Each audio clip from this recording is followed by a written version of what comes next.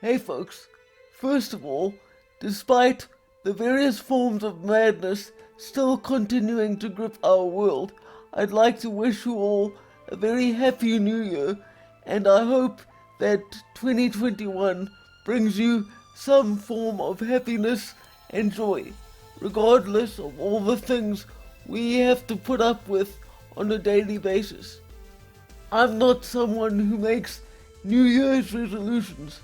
but one goal I do have is to produce more thoughtful content, particularly because I feel I owe it to those who support me financially to give them something to think about, or maybe even just a voice that they can connect to so that they don't feel alone. Because it seems to me that lockdowns in their current form, where they separate people from one another for vast periods of time, are now just part of our lives and will be for the foreseeable future. In fact, the detrimental social ramifications of these lockdowns form the backdrop of what I would like to talk about today. Because you see, the more we are locked away from each other physically, whether in our own homes or elsewhere, the more we will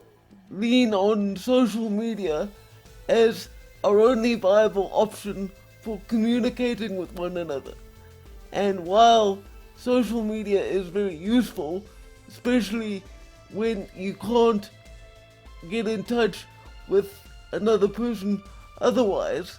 there are also multiple dangers to it. And one of the dangers I'd like to discuss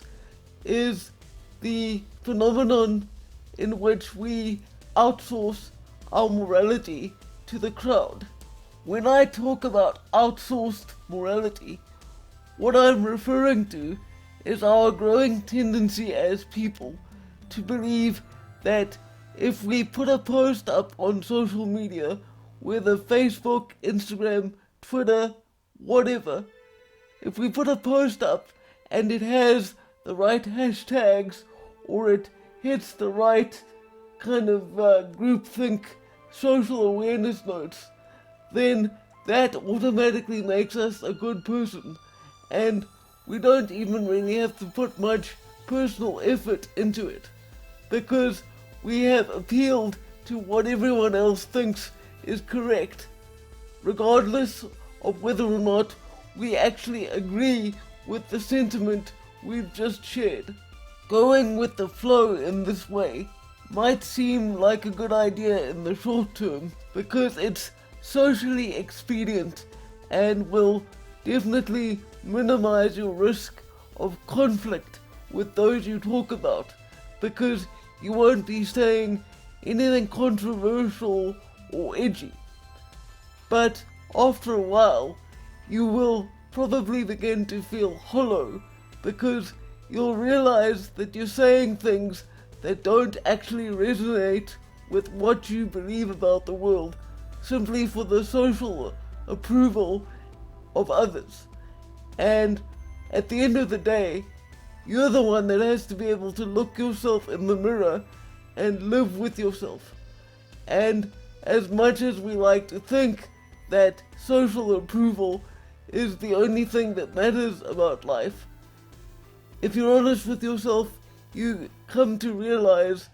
that it's nice to be liked and to receive positive attention from your social circle, but that's not the most important thing. The most important thing is whether you feel you have been true to what you actually believe. Speaking for myself, I don't have to agree with the beliefs of another person, or at least not all of them, in order to show kindness and respect. But I can guarantee that if all I ever hear from someone is popular social media slogans and the rhetoric produced by activists, then I'm almost certain not to respect them at all. My main message on this topic is that if you want to have any chance of maintaining your sanity as you confront the many challenges of modern life, then it is critically important that you remain authentic to who you are and not engage in any forms of willful deceit, either of others or of yourself. If you enjoy my content, then you can support me by picking up some Ghostwriter merchandise or by making a contribution via Patreon or PayPal. For now, farewell.